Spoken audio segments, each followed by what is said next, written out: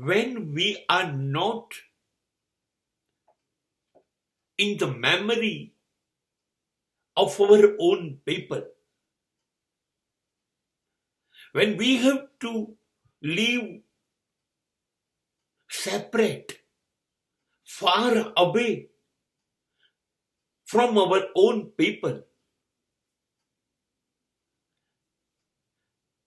I feel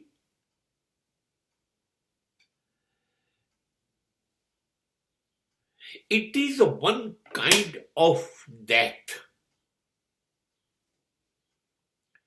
પોતાના માણસો સાથે જીવવા ન મળે, પોતાના માણસોથી દૂર થઈ જઈએ, પોતાના માણસો સાથે બેસી ન શકીએ, બોલી ન શકીએ, હસી રડી ન શકીએ,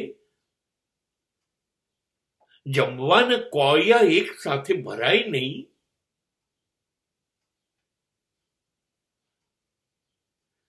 એનાથી ખરાબ કહું ગેરસમજણ,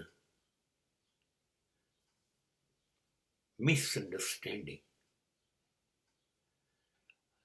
કદાચ સ્વાર્થ, આ બધાને કારણે પોતાના માણસો વચ્ચે નાનકડી તિરાડ પણ પડી શકે છે. મતભેદોની જગ્યા તો રહેવાની છે, કેમ કે જિંદગી છે.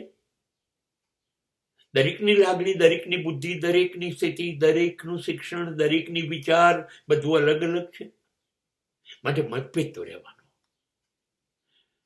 પણ ક્યારેક દૂર થઈ જવાય છે,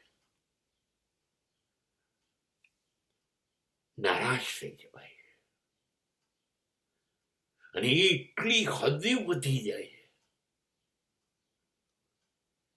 કે લોકો આપણું નામ પણ સહન ન કરી શકે.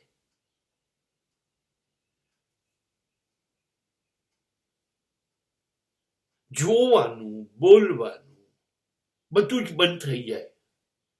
અને ખતરનાક સ્થિતિ તો ત્યારે આવે કે આપણે એને યાદ પણ ના આવીએ. આપણી સ્મશાન યાત્રા નીકળી જાય એની યાદમાંથી. આ ગજબની ઘટના છે. આ મૃત્યુ છે કે નહીં? પોતાના માણસો જોડે રહેવા ન મળે, માની લઈએ સમય સંજોગ છે, દરેક જણ સ્થિતિ મુજબ અલગ અલગ, દૂર નજીક ગમે ત્યાં રહેતું હોય, પણ એની યાદમાંથી,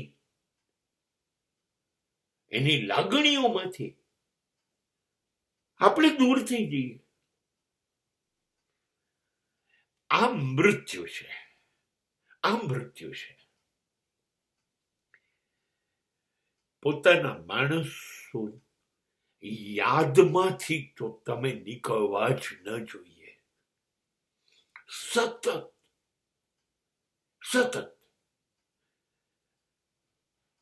હા, સ્થિતિ સંજોગ મુજબ બેની વચ્ચે અંતર હોઈ શકે, પણ અંતરમાં અંતર ના હોય.